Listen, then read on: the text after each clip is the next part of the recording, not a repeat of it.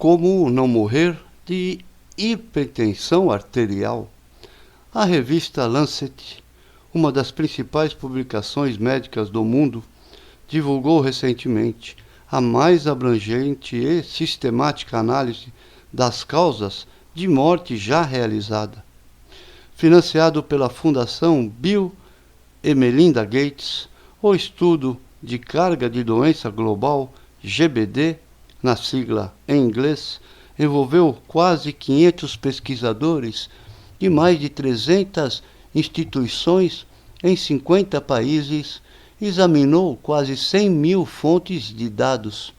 Os resultados nos permitem responder a questões como quantas vidas poderíamos salvar se as pessoas diminuíssem o consumo de refrigerante? A melhor resposta? 299.521 vidas. Ou seja, os refrigerantes e suas calorias vazias não apenas deixam de promover a saúde, na verdade, promovem a morte. Mas, pelo visto, o refrigerante não é nem de longe tão letal quanto o bacon, a mortadela, o presunto e a salsicha de cachorro-quente.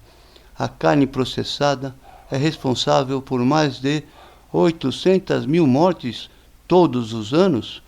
Em todo o mundo, o número de baixas é 4 vezes maior do que o de mortes em virtude do uso de drogas ilícitas. O estudo também identificou os alimentos que, quando acrescentados à dieta, podem salvar vidas. O consumo de mais grãos integrais poderia salvar 1,7 milhão de pessoas por ano, mais legumes e verduras, estamos falando de 1,8 milhões de vidas. E os oleaginosas e as sementes somam 2,5 milhões de vidas. Os pesquisadores deixaram os feijões de fora da análise, mas dos alimentos examinados, qual é o mais necessário? As frutas. Ao redor do planeta, se a humanidade consumisse mais frutas, poderíamos salvar 4,9 milhões de pessoas. Isso são quase 5 milhões de vidas pendendo na balança, e a salvação delas não é um medicamento nem uma nova vacina, pode ser simplesmente a ingestão de mais frutas. Os cientistas identificaram a hipertensão arterial como o fator número 1 de risco de morte em termos globais. Também conhecida como hipertensão, ela dizima 9 milhões de vidas no mundo inteiro todos os anos. Assassina tanta gente porque contribui para mortes de causas variadas, incluindo aneurisma, ataque cardíaco, insuficiência cardíaca, insuficiência renal e derrame. É provável que você já tenha tido a pressão arterial aferida em um consultório médico. A enfermeira lê 2 números, por exemplo, 115 por 75. O primeiro número, a sistólica, representa a pressão nas artérias quando o sangue é bombeado pelo coração. O segundo número, a diastólica, é a pressão nas artérias enquanto o coração está descansando entre os batimentos. A Associação Americana do Coração define a pressão sanguínea normal com uma pressão sistólica abaixo de 120 e uma diastólica abaixo de 80, ou 120 por 80. Qualquer número acima de 140 por 90 é considerado hipertensão. Valores entre essas duas referências são considerados pré-hipertensão. A pressão sanguínea elevada exige um esforço maior do coração e pode danificar vasos sanguíneos sensíveis nos olhos e rins, causar hemorragia cerebral e até ocasionar a inflamação e o rompimento de certas artérias. O fato de a hipertensão poder danificar tanto sistemas do organismo e aumentar o risco de doença cardíaca e derrame, dois de nossos principais assassinos, explica porque ela é o maior fator de risco de morte no mundo. Nos Estados Unidos, quase 78 milhões de pessoas têm pressão arterial alta, o que equivale a cerca de 1 em cada 3 adultos. À medida que envelhecemos, a nossa pressão arterial tende a subir cada vez mais. Na verdade, após os 60 anos, 65% dos americanos podem esperar ser diagnosticados com esse distúrbio. Isso tem levado muita gente, inclusive médicos, a considerar a pressão arterial alta, assim como as rugas ou o cabelo grisalho, uma consequência inevitável do envelhecimento. No entanto, sabe-se há quase um século que isso não é verdade. Na década de 1920, pesquisadores mediram a pressão arterial de quenianos nativos que seguiam uma dieta de pouco sódio, baseada em alimentos vegetais não processados, grãos integrais, feijões, frutas, legumes, verduras escuras e outras. Até os 40 anos de idade, a pressão arterial dos africanos da área rural era semelhante à dos europeus e americanos, cerca de 125/80. No entanto, à medida que os ocidentais envelheciam, a pressão sanguínea deles começava a subir e a ultrapassar a dos quenianos. Aos 60 anos, o ocidental médio era hipertensivo, com uma pressão sanguínea acima de 140/90. E os quenianos, aos 60, a pressão sanguínea deles, na verdade, melhorava, com uma média de 110/70. O limiar de 140/90 para definir hipertensão é considerado arbitrário, assim como ocorre nos casos de indivíduos com colesterol demais ou gordura corporal em excesso. Há benefícios em se ter uma pressão arterial ainda mais baixa do que a média normal. Portanto, mesmo pessoas que a princípio têm a pressão arterial considerada normal, de 120/80, parecem se beneficiar de uma queda para 110/70. Mas dá para fazer isso? Veja o caso dos quenianos. Não só é possível, como parece típico de quem tem um estilo de vida saudável, com uma alimentação à base de vegetais. Ao longo de um período de 2 anos, 1.800 pacientes foram admitidos em um hospital na área rural do Quênia. Quantos casos de pressão arterial foram encontrados? Nenhum. Também não houve um único caso do assassino número 1 dos Estados Unidos, a aterosclerose. Desse modo, a pressão arterial alta parece ser uma escolha. Você pode continuar tendo uma dieta ocidental que acaba arrebentando artérias ou pode optar por diminuir sua pressão sanguínea. A verdade é que eliminar o principal fator de risco de morte da humanidade pode ser simples. Nada de remédios, nada de bisturi, apenas garfos. Sódio.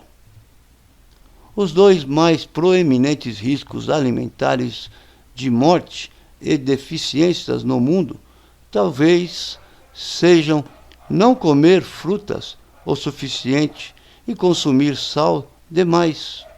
Supõe-se que quase 5 milhões de pessoas morrem a cada ano como resultado de não comer frutas o bastante, enquanto a ingestão de sal em excesso pode matar até 4 milhões. O sal é um composto formado por mais ou menos 40% de sódio e 60% de cloreto. O sódio é um nutriente essencial e os legumes, as verduras e outros alimentos naturais fornecem as pequenas quantidades dele de que precisamos na dieta. O consumo em demasia causa retenção de água, o que pode fazer com que o corpo reaja, elevando a pressão arterial para empurrar o excesso de fluido e sal para fora do organismo.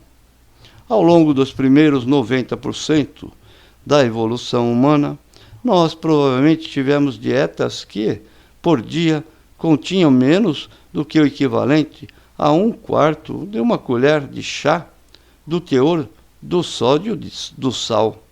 Por quê? Porque provavelmente, na maior parte do tempo, comíamos vegetais. Passamos milhões de anos sem saleiros. Por isso, nosso corpo evoluiu para se tornar uma máquina que conserva o sódio. Isso dava muito certo até descobrirmos que o sal podia ser usado para conservar alimentos. Na ausência de refrigeração, isso foi uma bênção para a civilização. Não importava que a adição de sal na comida gerasse um aumento geral da pressão sanguínea, pois a alternativa era morrer de fome, já que sem ele toda a nossa comida apodreceria. Mas como é a situação hoje? Afinal, não precisamos mais viver à base de picles e carne seca. O ser humano é geneticamente programado para ingerir 10 vezes menos sódio do que estamos consumindo. Muitas das chamadas dietas com baixo teor de sódio podem, na verdade, ser consideradas dietas com alto teor de sódio. Por isso é crucial entender o que é o conceito de normal quando se trata de sódio. Ter uma ingestão de sal normal pode levar a uma pressão arterial normal, o que pode contribuir para morrermos de todas as causas de óbito normais, como ataque cardíaco e derrame. A Associação Americana do Coração recomenda que todo mundo consuma menos de 1.500 miligramas de sódio por dia, o que equivale a cerca de 3/4 de uma colher de chá de sal.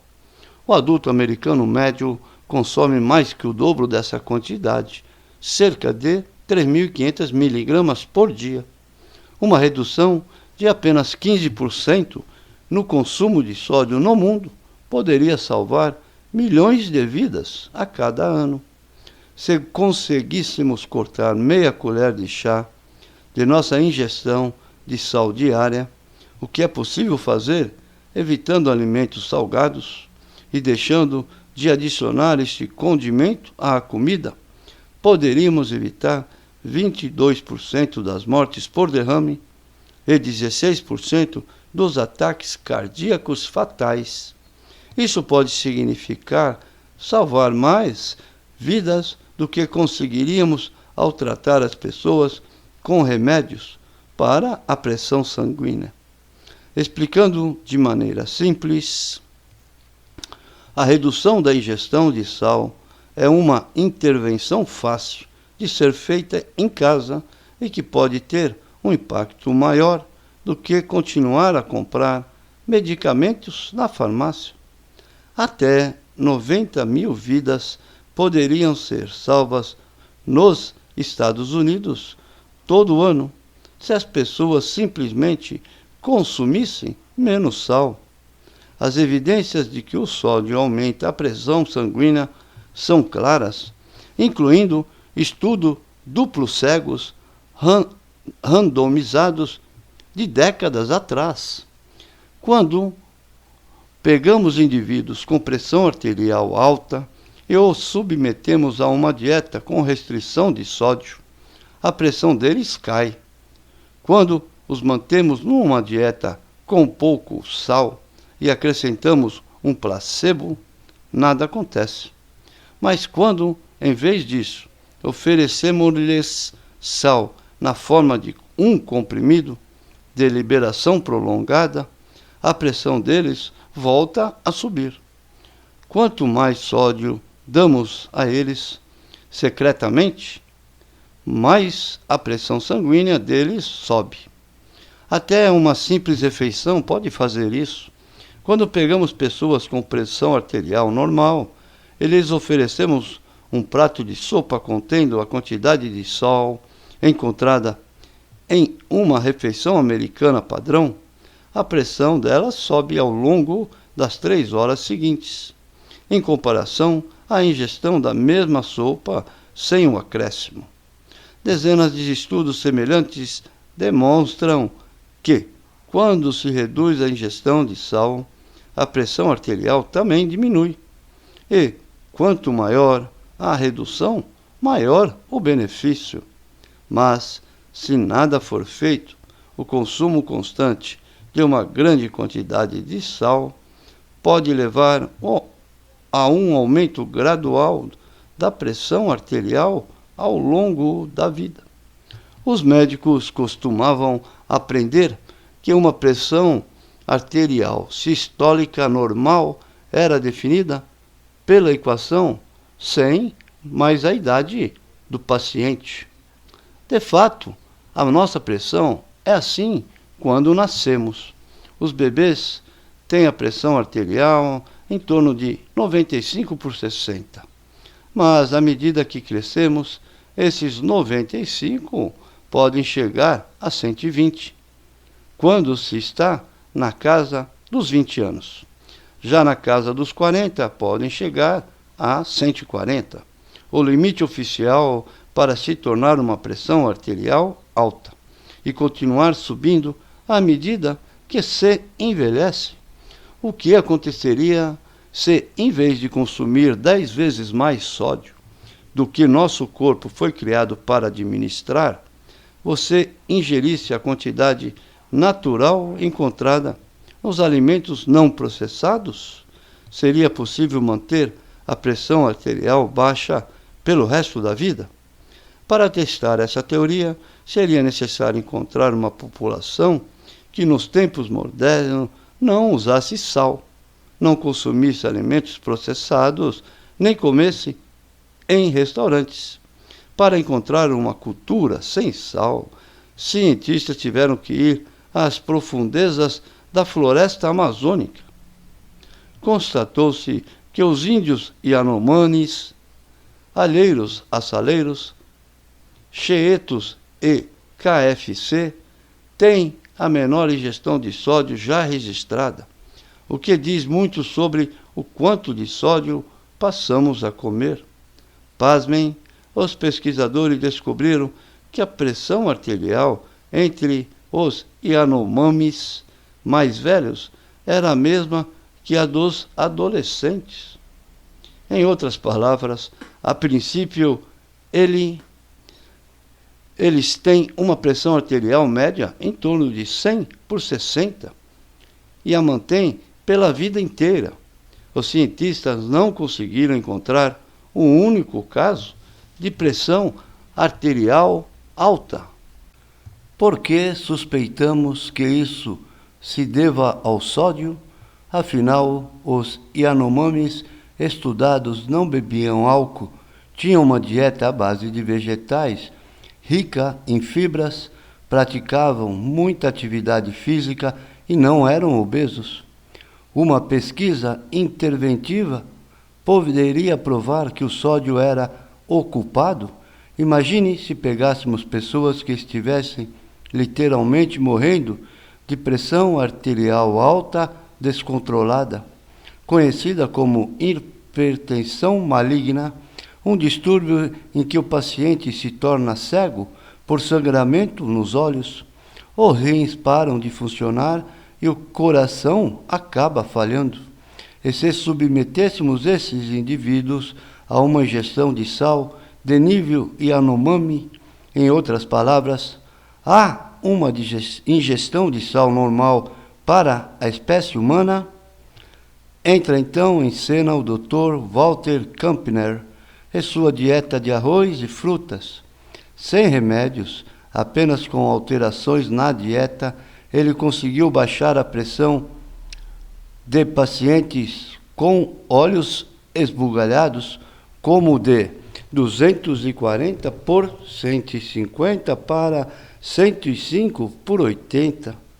Do ponto de vista ético, como ele pôde suspender a medicação de pacientes em um estado tão grave? Os modernos comprimidos contra a pressão arterial alta ainda não haviam sido inventados. O Dr. Kampner realizou seu trabalho nos anos 1940. Na época, a hipertensão maligna era uma sentença de morte, com uma expectativa de vida em torno de 6 meses. Entretanto, ele conseguiu reverter o curso da doença através da dieta em mais de 70% dos casos. Embora esta não fosse uma dieta apenas com um teor de sódio baixíssimo, também era estritamente à base de vegetais e pobre em gorduras e proteínas. O Dr.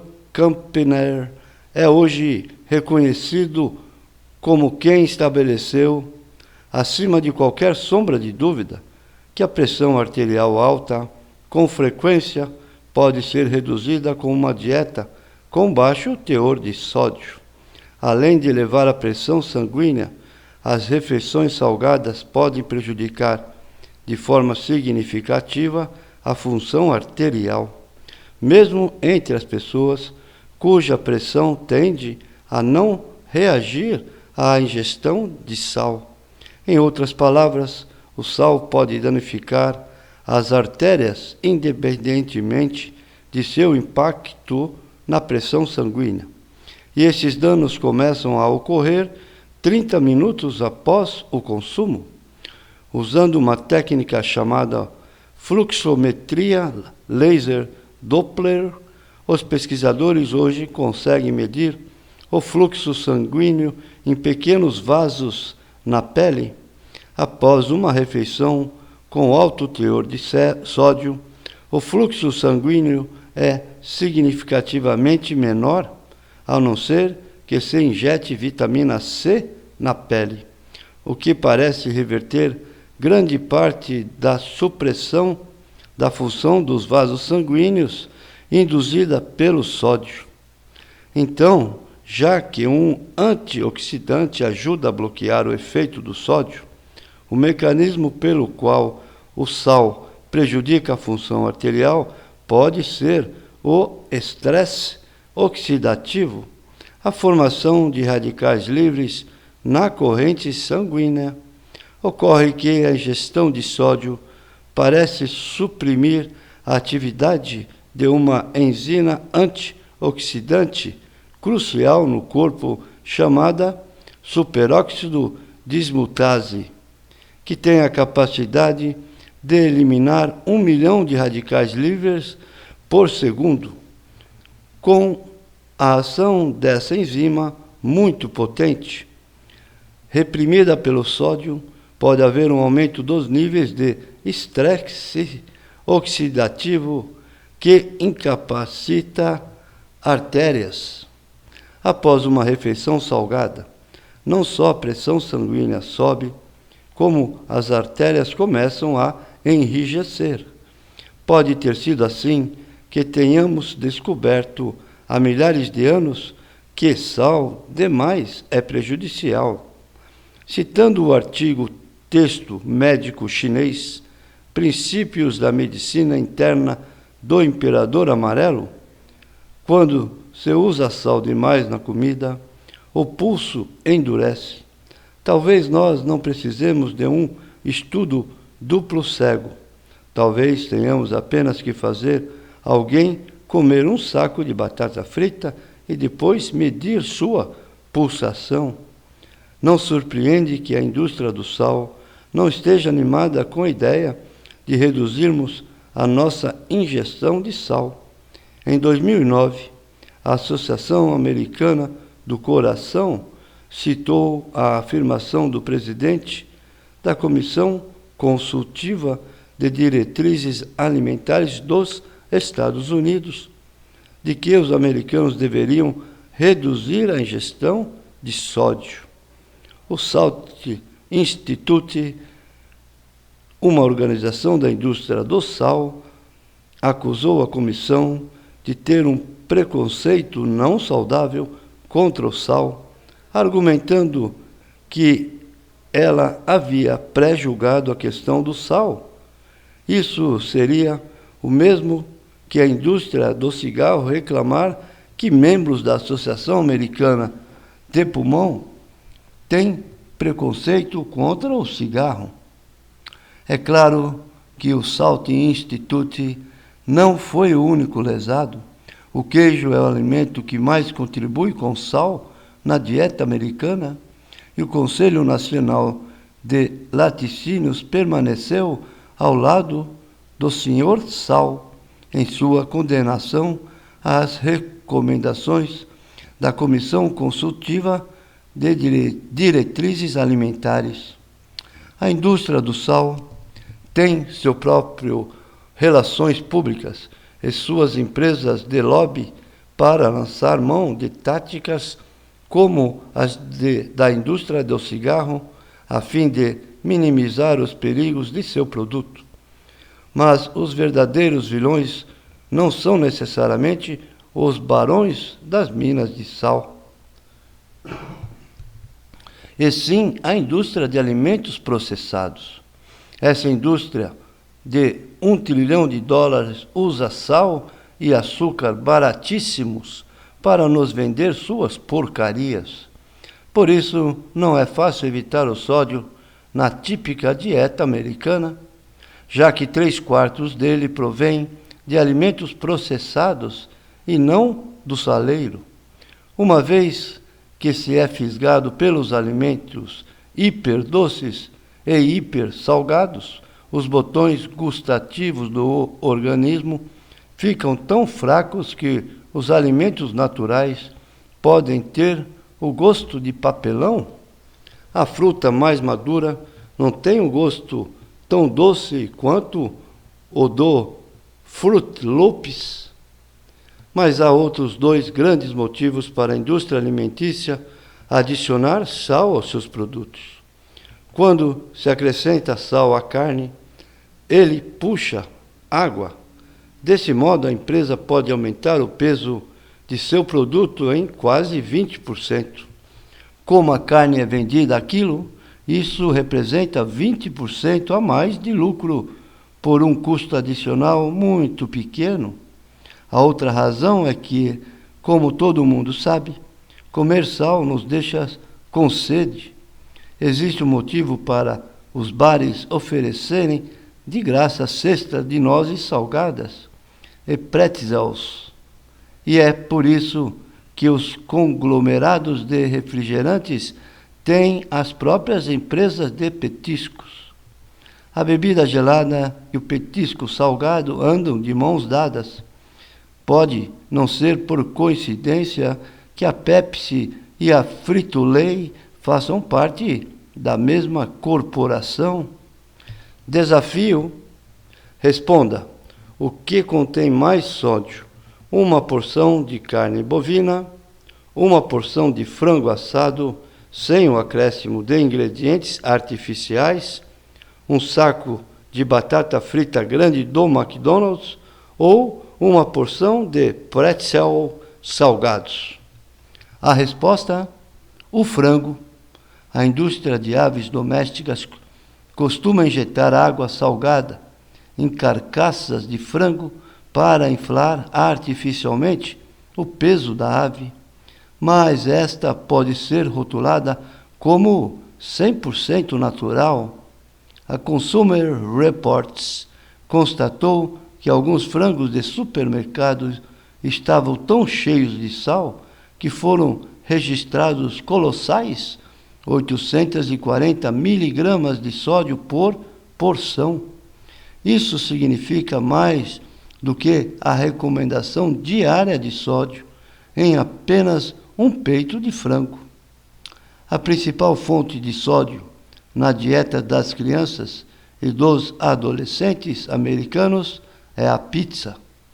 Uma única fatia de pizza de pepperoni do Pizza Hut pode conter metade do limite de ingestão de sódio recomendado para um dia inteiro.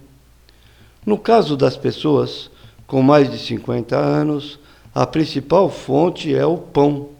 Já entre os indivíduos na faixa dos 20 e 50 anos, o maior contribuidor de sódio para a dieta é o frango, e não as sopas enlatadas, os pretzels ou a batata frita, como seria de se esperar. Mas como você pode dominar a enorme ânsia por sal, açúcar e gordura? De 5 semanas, e seus botões gustativos começarão a mudar. Quando pesquisadores submeteram os participantes a uma dieta com baixo teor de sal, com o decorrer do tempo, eles passaram a gostar cada vez mais do gosto da sopa sem sal e a rejeitar a versão muito salgada, que antes adoravam. À medida que o estudo progrediu, quando os participantes tiveram permissão para salgar a sopa a seu gosto, estes preferiram usar cada vez menos sal, uma vez que seus botões gustativos tinham se adaptado a níveis mais saudáveis. O mesmo pode ser feito com o açúcar e a gordura. É provável que os seres humanos realmente sintam o gosto da gordura, assim como sentem os gostos doce, amargo e salgado. Pessoas submetidas a dietas com baixo teor de gordura passam a preferir alimentos com pouca gordura em detrimento das opções gordurosas. A língua pode mesmo se tornar mais sensível à gordura, e quanto mais sensível ela se torna, menos manteiga, carne, laticínios e ovos se come. Por outro lado, quando esses alimentos são consumidos em excesso, o gosto para a gordura pode ficar embotado, o que pode levar a pessoa a ingerir mais calorias e mais gordura, laticínios, carne e ovos, e, assim também, a ganhar peso. Isso tudo pode ocorrer em questão de semanas. Há 3 coisas que você pode fazer para alterar o hábito de consumir sal. Primeiro, não deixe o sal na mesa. 1 em cada 3 pessoas adicionam sal à comida antes mesmo de prová-la. Segundo, pare de acrescentar sal enquanto cozinha. No início, talvez a comida fique com um sabor sem graça. Porém, em 2 a 4 semanas, os receptores do gosto salgado em sua boca se tornarão mais sensíveis e o sabor da comida melhorará. Acredite ou não, após 2 semanas, pode ser que você prefira o sabor da comida com menos sal. Experimente substituir o sal por qualquer combinação de condimentos fantásticos como pimenta, cebola, alho, tomate, pimentão, manjericão, salsa, tomilho, aipo, limão, pimenta margueta em pó, alecrim, páprica defumada, curry e coentro. Também é uma boa ideia evitar o máximo possível de comer fora. Os restaurantes, mesmo que não sejam de fast food, tendem a exagerar no sal. Por fim, faça o que puder para evitar alimentos processados. Na maioria dos países estudados, os alimentos processados são responsáveis por apenas metade do sódio ingerido pelas pessoas. Mas, nos Estados Unidos, consumimos tanto sódio desse tipo de produto que, mesmo que parássemos de salgar a comida na cozinha e na mesa, reduziríamos apenas uma pequena fração do sal consumido. Procure comprar alimentos cuja quantidade de miligramas de sódio seja menor do que o tamanho da porção em gramas. Por exemplo, no caso de uma porção de 100 gramas, o produto deve ter menos de 100 miligramas de sódio. Como alternativa, você pode procurar os alimentos que têm menos miligramas de sódio por porção do que calorias. Esse é um truque que aprendi com um dos meus dietistas preferidos, Jeff Novick. A maioria das pessoas ingerem em torno de 2.200 calorias por dia. Então, se tudo o que você comer tiver mais calorias do que sódio, é provável que consiga, pelo menos, ficar abaixo do limite máximo estabelecido pelas diretrizes alimentares para americanos, que é de 2.300 miligramas de sódio por dia. No entanto, o ideal é comprar alimentos que não sejam industrializados. É quase impossível ter uma dieta de alimentos naturais, não processados, que exceda os rigorosos 1.500 miligramas por dia, estabelecidos pelas diretrizes da Associação Americana do Coração para a redução de sódio. Grãos integrais. Em média, os medicamentos contra a pressão arterial alta reduzem o risco de ataque cardíaco em 15% e o risco de derrame em 25%, mas em um estudo controlado e randomizado, verificou-se que 3 porções de grãos integrais por dia também ajudaram a baixar a pressão arterial dos participantes. A pesquisa revelou que uma dieta rica em grãos integrais rende os mesmos benefícios sem os efeitos colaterais adversos associados, com frequência a remédios para hipertensão, tais como distúrbios eletrolíticos em quem toma diuréticos, também conhecidos como pílulas de água. Maior risco de câncer de mama para quem toma bloqueadores de canais de cálcio, como Norvasc e Cardizem. Letargia, a impotência para quem toma beta-bloqueadores, como Loprezor e Nadolol.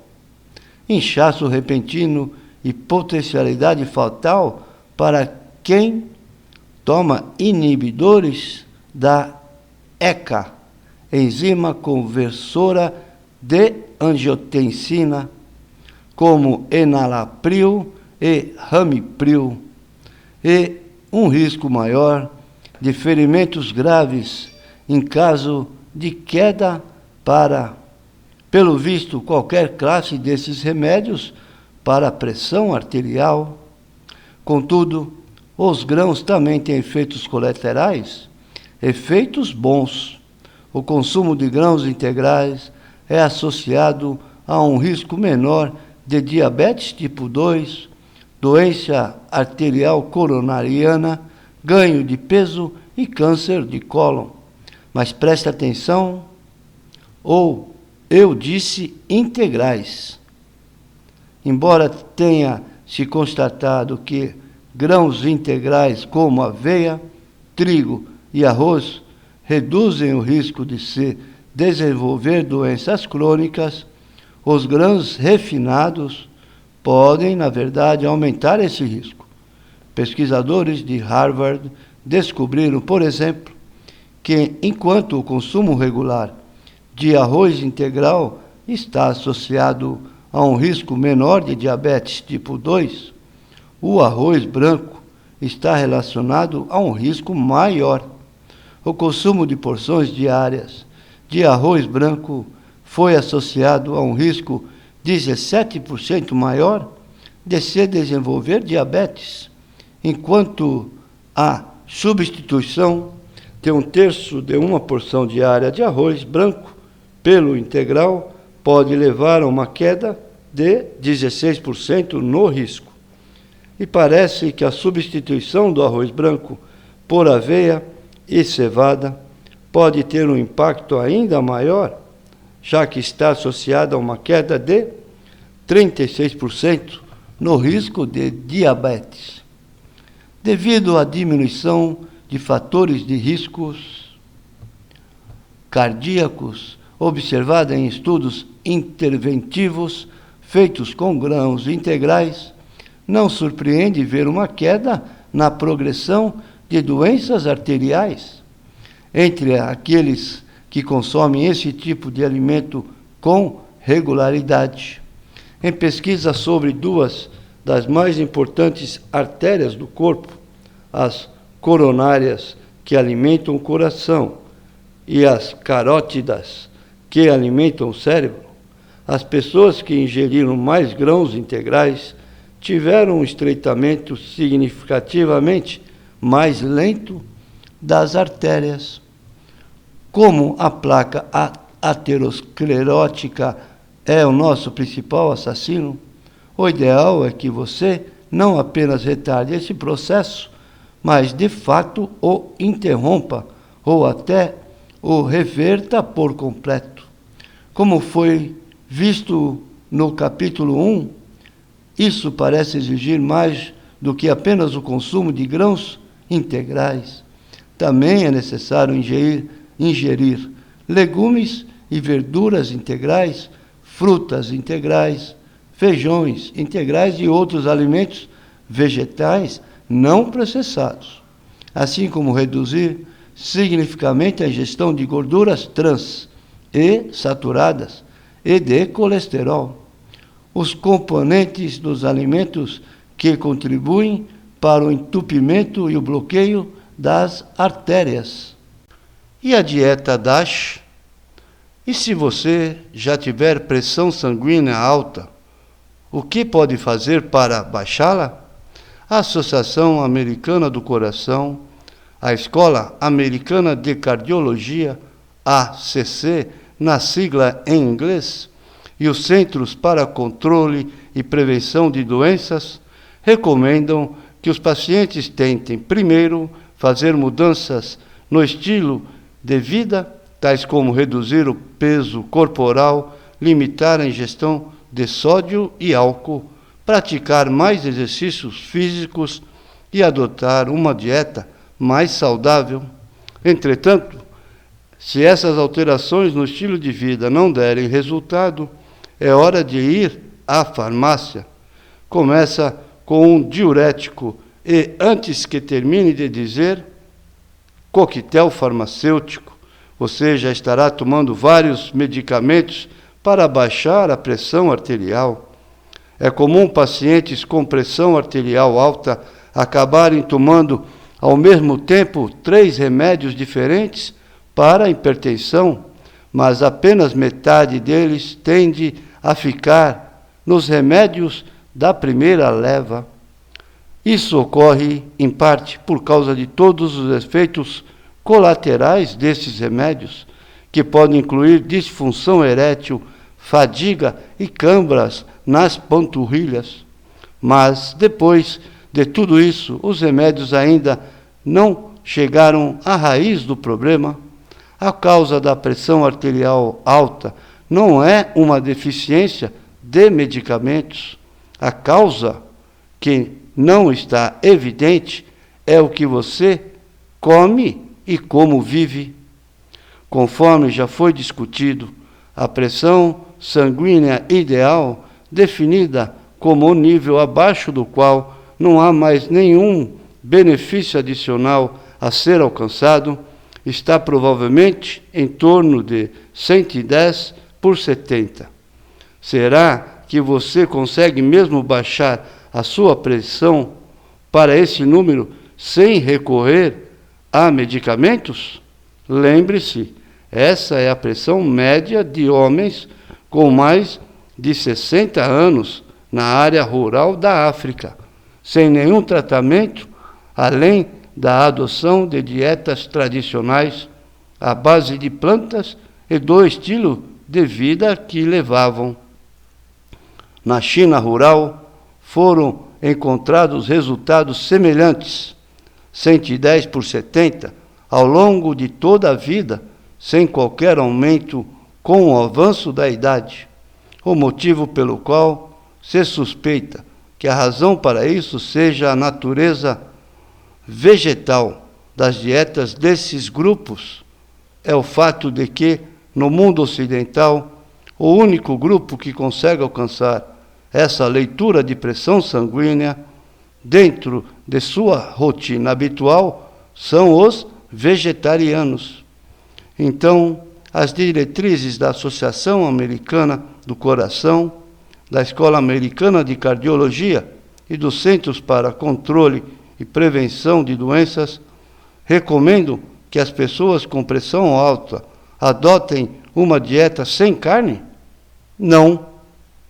Elas recomendam a dieta DASH, que quer dizer Dietary Approaches to Stop Hypertension, um plano de alimentação elaborado com o propósito específico de baixar a pressão arterial.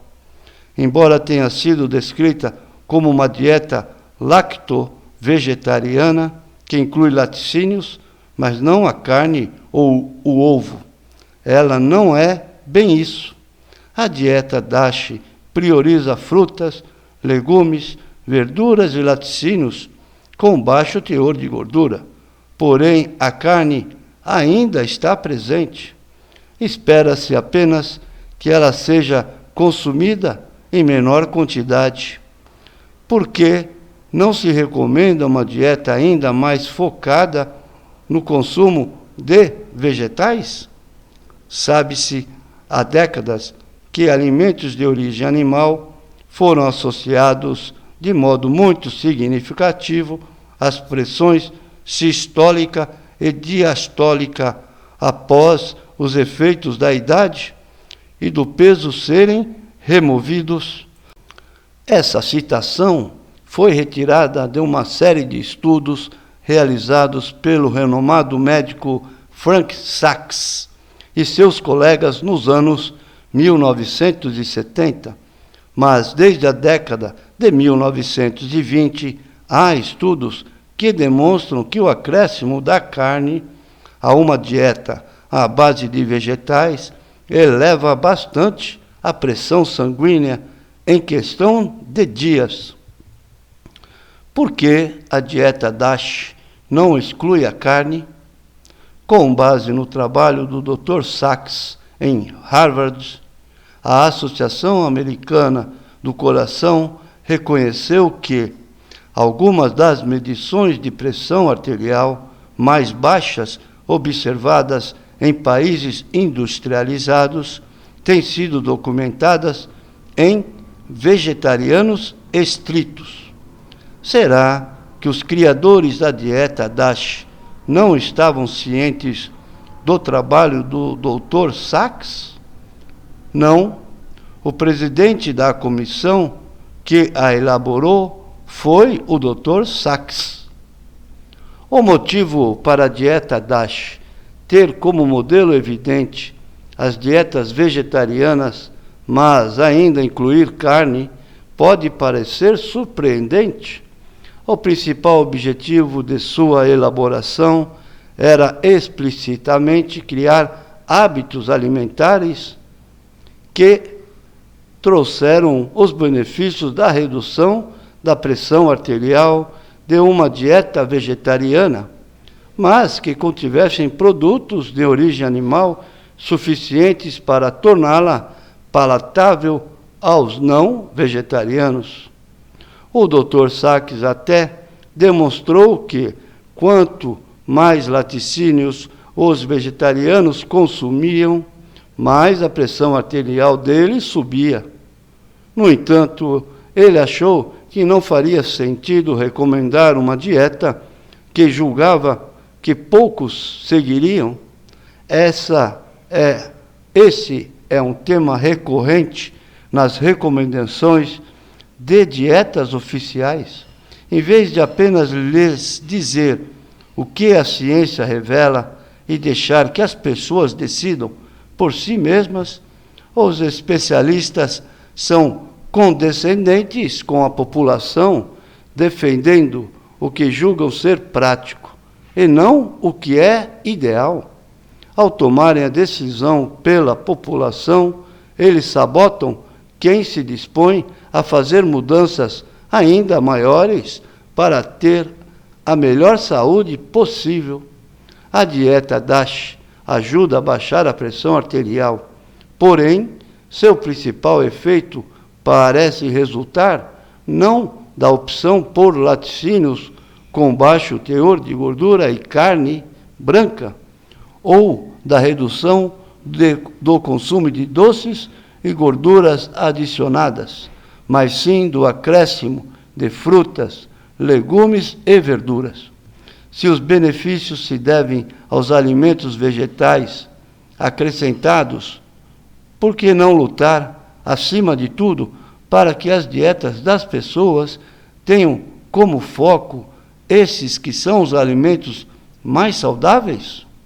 Essa pergunta é ainda mais incisiva, considerando uma meta-análise, uma compilação de muitos estudos semelhantes, de 2014, que mostra que as dietas vegetarianas podem ser particularmente boas para baixar a pressão sanguínea. E, pelo visto, quanto mais plantas, melhor. As dietas sem carne, em geral, conferem proteção contra doenças cardiovasculares, alguns tipos de câncer e mortalidade total. Mas as dietas exclusivamente à base de plantas parecem oferecer proteção adicional contra obesidade, hipertensão, diabetes tipo 2 e mortalidade cardiovascular. Parece haver uma queda gradativa dos índices de hipertensão, de acordo com quanto mais alimentos vegetais se ingere. Com base no mesmo estudo realizado com 89 mil californianos, apresentado no capítulo 6, os flexitarianos, aqueles que comem menos carne, só o fazendo algumas vezes por mês, comparados com quem come carne mais de uma vez por semana, tiveram índice de pressão sanguínea alta 23% menores. Aqueles que cortaram da alimentação todas as carnes, exceto o peixe, tiveram um risco de pressão alta 38% menor. E os que pararam de comer todo tipo de carne apresentaram um índice 55% menor. Os indivíduos que não consomem nenhuma carne, nem ovos, nem laticínios, foram os que saíram melhor, com uma redução de 75% no risco da hipertensão. Aqueles que seguiam dietas à base de vegetais se livraram de 3/4 do risco de desenvolver essa grande causa de mortes. Ao analisarem o quadro de diabetes e o peso corporal dos participantes do estudo, os cientistas encontraram as mesmas aparentes melhoras progressivas quando o consumo de produtos de origem animal diminuía e o de alimentos vegetais aumentava. Aqueles que seguiam dietas à base de vegetais tinham apenas uma fração do risco de diabetes, mesmo sem levar em conta os benefícios do peso. Mas e a hipertensão? Em média, aqueles cujas dietas eram totalmente à base de vegetais eram cerca de 13 quilos mais magros do que aqueles com dietas convencionais. Será que a pressão arterial tão boa deles se deve ao fato de serem tão mais magros? Em outras palavras, será que onívoros tão magros quanto os veganos gozam da mesma pressão sanguínea?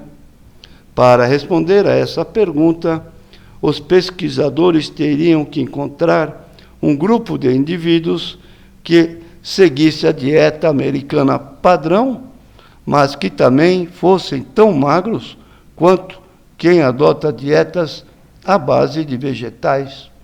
Para integrar tal grupo de onívoros com essa boa forma, os pesquisadores recrutaram atletas de longas distâncias e de esporte que exigem resistência.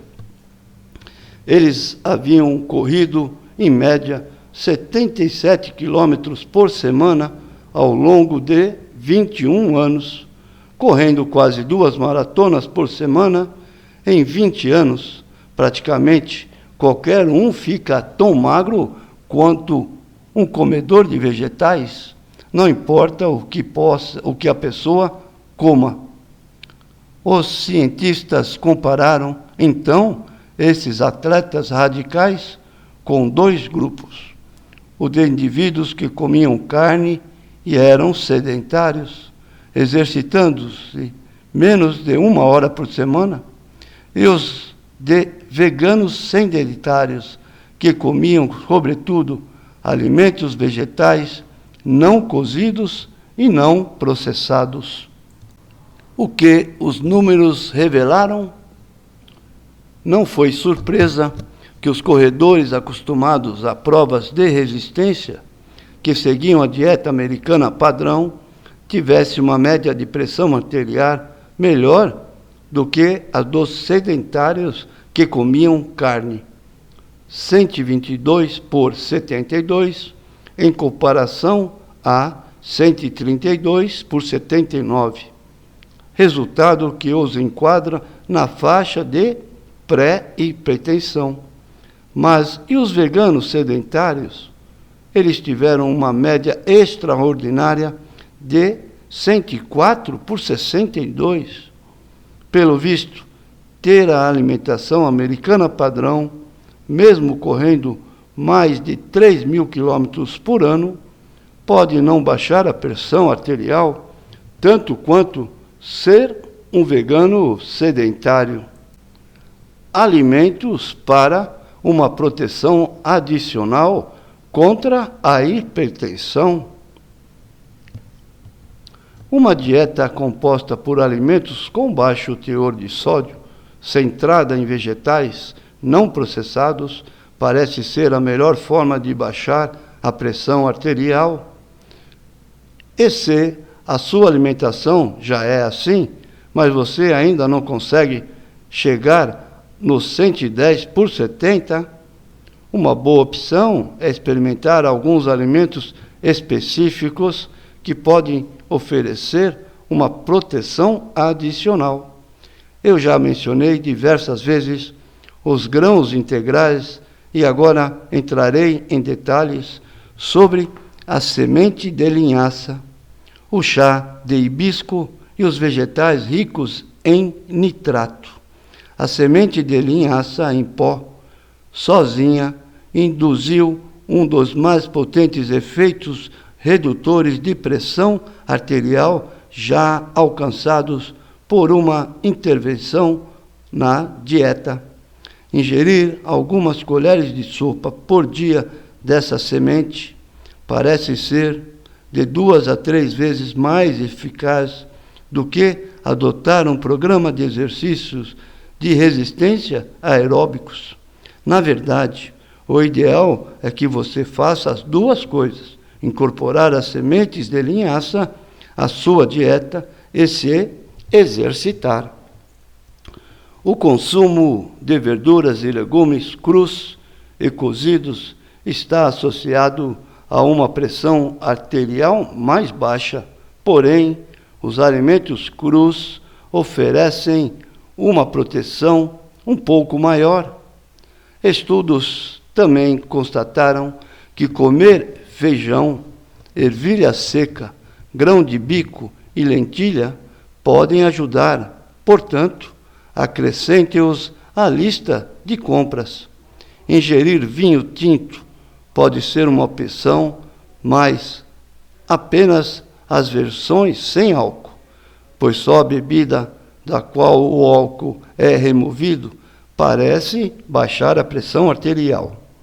A melancia também confere proteção, o que é uma notícia ótima e deliciosa, mas pode ser que você tenha que comer 900 gramas por dia para obter algum efeito. O kiwi, por outro lado, fracassou. Em um estudo financiado por uma empresa produtora de kiwi, a fruta não contribui em nada para combater a hipertensão. Talvez a indústria de kiwi deva aprender com a California Racing Marketing Board, que financiou um estudo que pretendia mostrar que as passas podem reduzir a pressão arterial. Com o intuito de supervalorizar os benefícios de seu produto, eles utilizaram junk food como grupo de controle. Assim, a pesquisa constatou que as passas podem baixar a pressão arterial, mas aparentemente apenas quando comparadas a biscoitos doces, snacks de queijo e cookies. Semente de linhaça. Nos capítulos 11 e 13 será visto como a semente de linhaça pode ser eficiente contra casos de câncer de mama e de próstata. Contudo, é preciso ser um pouco cético quando cientistas usam termos como milagrosa ao descrevê-la. Uma revista médica publicou uma análise intitulada Flaxseed, a Miraculous Defense Against Some Critical Maladies, sementes de linhaça, uma defesa milagrosa contra algumas doenças graves. Entretanto, uma excelente pesquisa interventiva publicada na revista Hypertension sugere que, neste caso, o termo milagrosa pode não ser um exagero.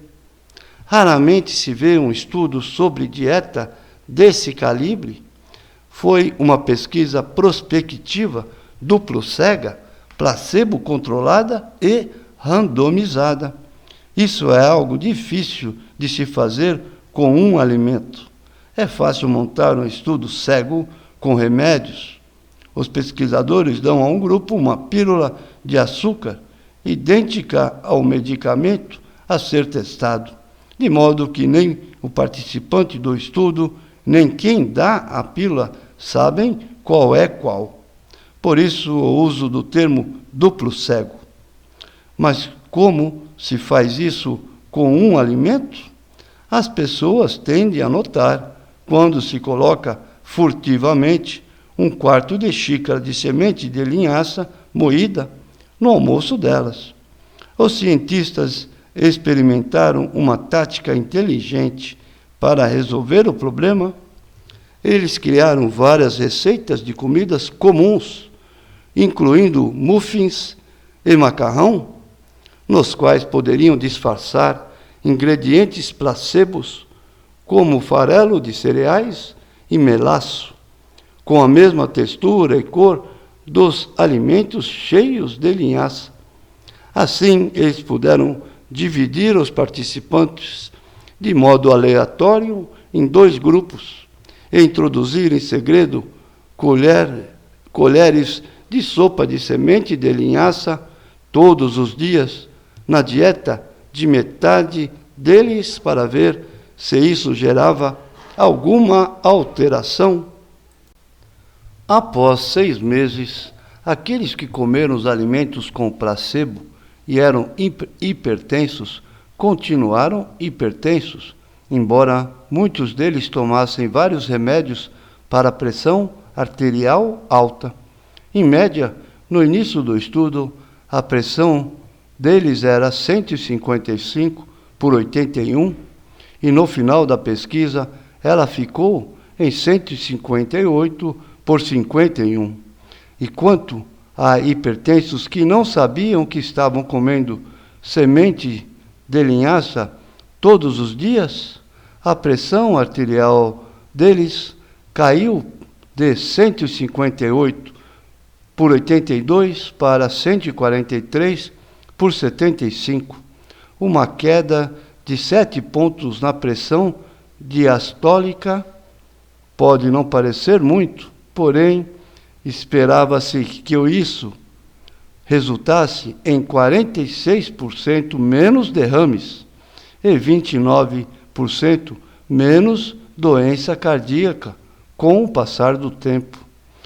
Como comparar esse resultado com o uso de medicamentos? A semente de linhaça reduziu as pressões sistólica e diastólica dos participantes em 15 e 7 pontos, respectivamente.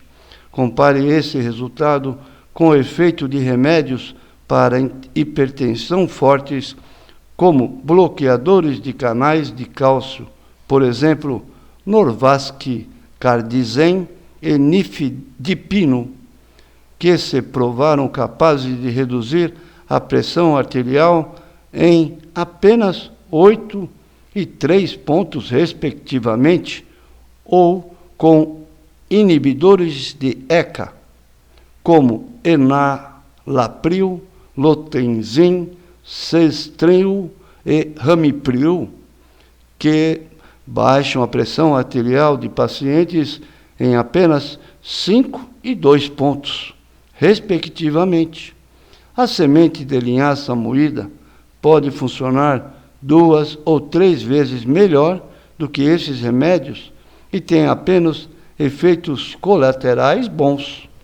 Além de suas propriedades contra o câncer, em estudos clínicos, ela tem se mostrado útil no controle do colesterol, dos triglicéridos e das taxas de glicemia e na redução de inflamações e no tratamento de constipações.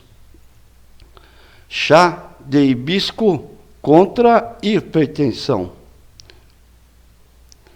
O chá de hibisco, derivado da flor de mesmo nome, é também conhecido como rosélia, caruru azedo, quiabo azedo e vinagreira, com um sabor azedo distinto, semelhante ao do cranberry e uma cor vermelho vivo. Esse chá de ervas é servido e apreciado ao redor do mundo, tanto quente quanto frio. Em comparação ao conteúdo antioxidante de 280 bebidas comuns, o hibisco ficou em primeiro lugar, superando outros pesos pesados, incluindo o muito elogiado chá verde. 1 hora após o consumo, o poder antioxidante na corrente sanguínea dispara, o que demonstra que os fitonutrientes antioxidantes do chá são absorvidos pelo organismo. Que efeitos essa infusão pode ter na sua saúde? Infelizmente, a eficácia contra a obesidade tem sido decepcionante. Depois de darem chá de hibisco a indivíduos acima do peso, os pesquisadores constataram uma perda de peso por mês de apenas cerca de 200 gramas a mais do que a de um placebo. Estudos iniciais sobre a possível redução do colesterol pareciam promissores, sugerindo que 2 xícaras de chá de hibisco por dia poderiam gerar uma queda de até 8% no índice. Mas, quando todos esses estudos foram reunidos, os resultados foram insatisfatórios. Isso talvez tenha ocorrido porque, por algum motivo, o chá de hibisco teve efeito apenas em metade das pessoas estudadas. Se você faz parte da metade, com sorte, pode ser que consiga uma queda de até 12% no colesterol. Mas é na pressão arterial alta que o hibisco brilha. Um estudo duplo cego e placebo controlado da Universidade Tufts comparou o chá de hibisco com um chá de aparência semelhante e cor e sabor artificiais e descobriu que 3 xícaras de chá de hibisco por dia reduziam significativamente a pressão arterial de adultos hipertensos, melhor do que a bebida placebo. Mas o quanto melhor? Como a ingestão de chá de hibisco se sai ao ser comparada a outras intervenções? O estudo clínico Premier separou de forma aleatória centenas de homens e mulheres com pressão arterial elevada em um grupo de controle apenas para aconselhamento e um grupo para uma intervenção ativa no estilo de vida. O grupo de controle recebeu um folheto e seus integrantes foram orientados a perder peso, reduzir a ingestão de sal, praticar mais exercícios físicos e se alimentar de maneira mais saudável, isto é, adotar a dieta DASH. O grupo de intervenção comportamental recebeu as mesmas instruções, porém, seus participantes também tiveram sessões presenciais e reuniões de grupo, mantiveram diários de consumo alimentar e monitoraram a prática de atividades físicas, o consumo de calorias e a ingestão de sódio. 6 meses depois, o grupo de intervenção alcançou uma queda de 4 pontos na pressão arterial sistólica, em comparação ao de aconselhamento. Isso pode não parecer muito, mas em uma escala mais abrangente, uma queda de 5 pontos pode levar a 14% menos morte por derrame, 9% menos ataques cardíacos fatais e 7% menos mortes em geral a cada ano. Enquanto isso, no estudo da Tufts, 1 xícara de chá de hibisco a cada refeição baixou a pressão sistólica dos participantes em 6 pontos a mais do que o verificado no grupo de controle. Para baixar a pressão arterial, você ainda deve perder peso, reduzir o consumo de sal, praticar mais exercícios físicos e se alimentar de forma mais saudável. Porém, as evidências mostram que a adição de chá de hibisco à rotina diária pode oferecer um benefício a mais em comparação até ao oferecido por remédios para a hipertensão. Em uma comparação direta com um dos principais medicamentos para pressão arterial alta, 2 xícaras de chá de hibisco forte, usando um total de 5 saquinhos de chá, toda manhã, foram tão eficientes na redução da pressão arterial dos participantes quanto uma dose inicial do remédio captopril tomada 2 vezes por dia. Contudo, há diferenças. O captopril pode causar efeitos colaterais. Os mais comuns são erupções cutâneas, tosse e perda de paladar, além da possibilidade de inchaço fatal na garganta, embora isso seja muito raro. Nenhum efeito colateral foi relatado quanto ao chá de hibisco, embora a flor não seja chamada de vinagreira à toa. Ao beber o chá, certifique-se de lavar a boca com água depois, para evitar que os ácidos naturais do chá amoleçam o esmalte dos dentes.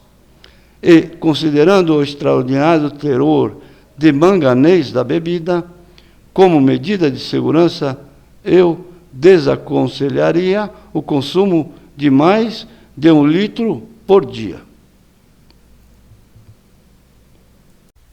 O poder do óxido nítrico. O óxido nítrico NO é um mensageiro biológico crucial dentro do corpo, e sua mensagem é: abra-te, sésamo. Ao ser liberado pelo endotélio, as células que revestem internamente as artérias, ele manda o sinal para que as fibras musculares dentro das paredes das artérias relaxem, permitindo que estas se dilatem e mais sangue flua. É assim que a pílula de nitroglicerina funciona. A nitroglicerina que as pessoas tomam quando estão sentindo dor no peito é transformada em óxido nítrico, que dilata as artérias coronárias, permitindo que mais sangue flua para o músculo cardíaco. As pílulas para disfunção erétil DE, como o Viagra, funcionam da mesma forma. Elas estimulam a sinalização do óxido nítrico, que relaxa as artérias penianas e melhora o fluxo sanguíneo para o pênis. Contudo, a disfunção com a qual você precisa mesmo se preocupar é a disfunção endotelial, a incapacidade dos revestimentos internos das artérias de produzir óxido nítrico para dilatá-las de acordo com a necessidade. O óxido nítrico é produzido por uma enzima chamada óxido nítrico sintase. O inimigo dela são os radicais livres, que não apenas devoram o óxido nítrico, como podem sequestrar a óxido nítrico sintase e forçá-la a produzir mais radicais livres. Sem o óxido nítrico suficiente, as artérias podem enrijecer, tornar-se deficientes e elevar a pressão arterial e o risco de ataque cardíaco. Portanto, você precisa encher seu sangue com alimentos vegetais ricos em antioxidantes ao longo do dia, para eliminar os radicais livres e deixar a óxido nítrico sintase voltar a fazer seu trabalho de manter suas artérias funcionando bem. Existe um aparelho de ultrassom usado pelos pesquisadores para medir a dilatação das artérias induzida pelo óxido nítrico. Um estudo que utilizou esse aparelho constatou que, se pegarmos pessoas que seguem a uma dieta ocidental padrão e fizermos com que elas consumam ainda menos antioxidantes, a dilatação das artérias delas piorará apenas um pouco, Pelo visto, já estamos perto do fundo do poço em termos de função arterial. Então, não há mais muito o que piorar.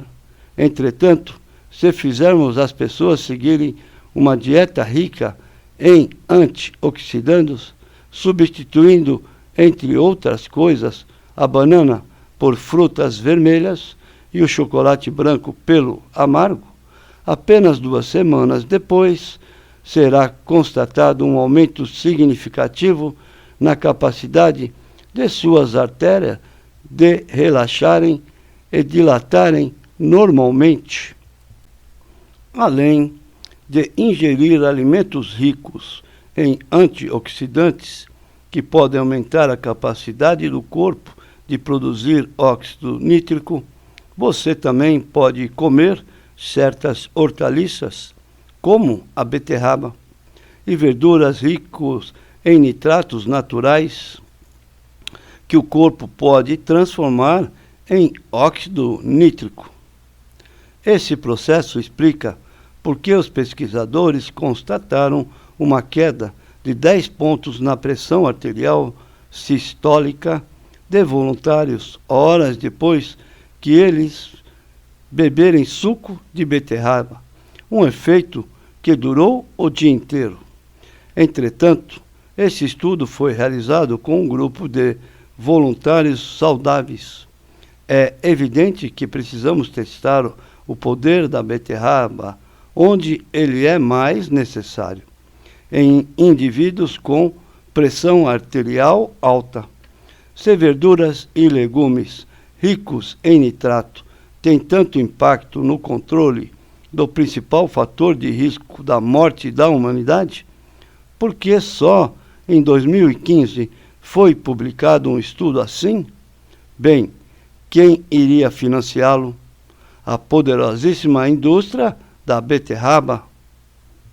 As empresas farmacêuticas faturam mais de 10 bilhões de dólares por ano com medicamentos para pressão arterial.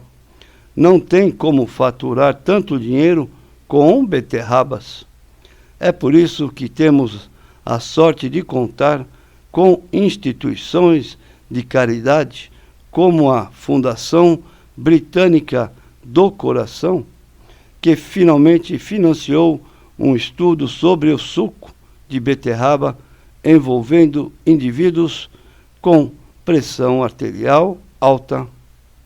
Metade dos participantes recebeu um copo de suco de beterraba todos os dias, durante 4 semanas, enquanto a outra metade tomou uma bebida placebo sem nitrato, mas com a mesma aparência que a do suco. Os pesquisadores constataram que não apenas a pressão arterial sistólica diminuiu 8 pontos em quem bebeu suco de beterraba, como os benefícios continuado a melhorar ainda mais. Os cientistas concluíram que legumes e verduras ricos em nitrato podem ser tanto acessíveis com bom custo-benefício, quanto vantajosos para uma abordagem contra a hipertensão no âmbito de saúde pública. A dose ideal para ser 1,5 copos, mas o suco de beterraba é perecível, processado e difícil de encontrar. Uma porção de 400 gramas de beterraba fornece a mesma dose de nitrato, porém, as fontes mais concentradas do composto são as verduras verde escuras. A lista a seguir traz os 10 alimentos mais ricos em nitrato, em ordem crescente. Como você verá, 8 dos 10 são folhas. 10, beterraba. 9, acelga. 8, alface crespa. 7, folha da beterraba. 6, manjericão. 5, mesclun. salada verde. 4, alface e manteiga. 3, coentro. 2, ruibarbo. 1, rúcula.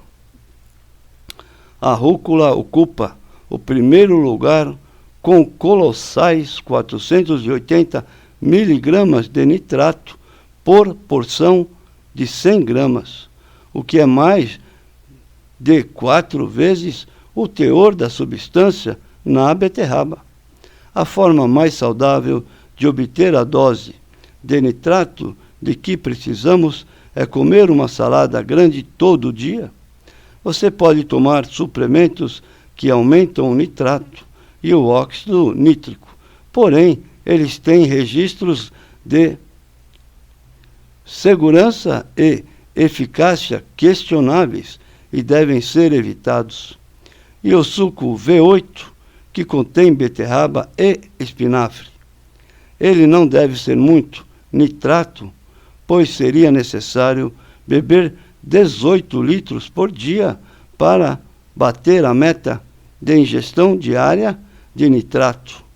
Os benefícios dos nitratos podem explicar por que o consumo de verduras é associado a índices reduzidos de doença cardíaca e a uma expectativa de vida maior, sem falar no efeito Viagra vegetariano. Sim, você leu direito. Há uma ligação entre o consumo de legumes e verduras e uma função sexual melhor, bem como um fluxo sanguíneo melhor para o órgão mais importante do corpo, o cérebro. E o único efeito colateral de encher o cérebro de beterraba pode ser uma cor a mais em sua vida, ou seja, fezes vermelhas e urina rosada. Suco de beterraba, o doping natural. Um Lamborghini corre mais depressa do que uma lata velha. Não porque a química de combustão de gasolina de modelos esportivos é diferente da de um carro velho. É porque o Lamborghini tem um motor mais potente. Da mesma maneira, atletas podem ter músculos maiores e conseguir levar mais oxigênio para esses músculos com mais rapidez. Contudo, basicamente, a quantidade de energia que o corpo pode extrair do oxigênio permaneceria a mesma, ou assim pensávamos. Há cerca de 5 anos, um dos mandamentos da psicologia do esporte mudou por completo. Tudo por causa do suco de beterraba. Os nitratos concentrados em verduras e na beterraba não apenas ajudam a evitar sangue oxigenado para os músculos, auxiliando na dilatação das artérias, como também permite ao corpo extrair mais energia desse oxigênio, algo que antes era inimaginável.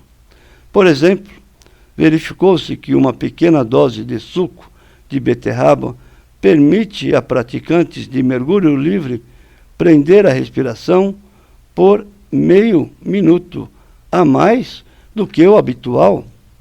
Após beber suco de beterraba, ciclistas tiveram desempenho com o mesmo nível de intensidade, porém fizeram isso consumindo 19% menos oxigênio do que o grupo placebo. Depois, quando eles reforçaram a resistência da bicicleta com uma sessão intensa do que chamaram de pedalada árdua, o tempo até a exaustão aumentou de 9 minutos e 43 segundos para 11 minutos e 15 segundos. O grupo que bebeu suco de beterraba exibiu mais resistência usando menos oxigênio. Em suma, o suco de beterraba tornou a produção de energia pelo corpo dos ciclistas significativamente mais eficiente. Nenhum remédio, esteroide, suplemento ou intervenção até hoje demonstrou ter o mesmo efeito do suco de beterraba. A beterraba não processada também gera esse efeito. Em outro estudo, homens e mulheres que comeram 1,5 xícaras de beterraba assada 75 minutos antes de participarem de uma corrida de 5 quilômetros melhoraram seu desempenho, mantendo o mesmo ritmo cardíaco e até relatando menos esforço. Mais rapidez com menos esforço. Incrível! Para maximizar o desempenho atlético, a dose ideal e o momento certo parecem ser meio copo de beterraba ou 3 beterrabas de 7,5 centímetros ou 1 xícara de espinafre cozido, de 2 a 3 horas antes do início de uma competição. Os noticiários esportivos sempre falam do uso de esteroides e outras substâncias ilícitas que melhoram o desempenho. Porque ninguém tem mencionado esses legumes e verduras poderosos e perfeitamente legítimos que geram uma melhora no desempenho? Não dá para entender. É fácil ignorar ou adiar um exame de pressão arterial, ao contrário do que ocorre em muitas das outras principais causas de morte. As consequências insidiosas da hipertensão podem se tornar aparentes somente quando a pessoa é carregada para uma ambulância ou quando é levada até a cova. Portanto, vá a uma farmácia, ao corpo de bombeiros ou ao consultório médico e tenha a pressão arterial medida. Se ela estiver muito alta, a má notícia é que você se juntará a 1 bilhão de indivíduos que vivem com essa doença. A boa notícia é que você não precisa se juntar aos milhões que morrem em decorrência dela todo ano. Tente se alimentar e viver de forma mais saudável por pelo menos algumas semanas e você ficará impressionado com os resultados. Eis algumas histórias sobre pessoas que fizeram exatamente isso. Todo dia, o nutritionfacts.org recebe centenas de e-mails, muitos deles enviados por gente ávida para contar como sua vida deu uma guinada quando passou a cuidar da saúde. Bob, por exemplo, pesava 104 quilos, tinha o colesterol acima de 200 e a taxa de triglicerídeos altíssima. Tomava uma série de medicamentos para a pressão arterial. Depois de iniciar uma dieta à base de vegetais e alimentos não processados, ele agora pesa 79 quilos, ostenta o colesterol de 136 e já não toma remédios para a pressão. Aos 65 anos, Bob se sente melhor hoje do que em décadas. Não por fazer um novo programa de exercícios físicos ou tomar o remédio mais moderno e famoso. Ele conseguiu isso apenas ao mudar a dieta. Patrícia enviou um e-mail não muito tempo atrás. Seu irmão tinha sido diagnosticado com pressão arterial alta grave e aterosclerose. Estava quase 27 quilos acima do peso e a pele tinha a cor de papel branco. Ele estava tão ruim de saúde que nem conseguiu tirar a carteira de motorista. Patrícia e o irmão decidiram iniciar juntos uma dieta à base de vegetais. Agora ele está em forma, com um peso normal e não precisa mais de remédios para pressão arterial. Já Patrícia muito merecidamente ganha o bolo, sem açúcar, leite nem ovos, como prêmio de melhor irmã. Tem também o caso do Dean. Ele se enchia com uma dieta americana padrão e ficou obeso. Teve pressão alta e então seu médico lhe receitou remédios. Depois teve colesterol alto e o médico lhe prescreveu mais medicamentos. Além disso, todo o inverno, Dean sofria com terríveis infecções respiratórias que demandavam o uso de antibióticos. Por fim, ele ficou de saco cheio e adotou uma dieta à base de vegetais. Perdeu 22 quilos. Seus níveis de açúcar no sangue e colesterol e até a pressão arterial estão normais. E ele passa os invernos alegremente, sem sofrer com enfermidades. Dean concluiu a mensagem que me enviou com essa simples promessa: manterei a dieta à base de vegetais pelo resto da vida. Graças a uma dieta saudável, pode ser que isso seja muito tempo.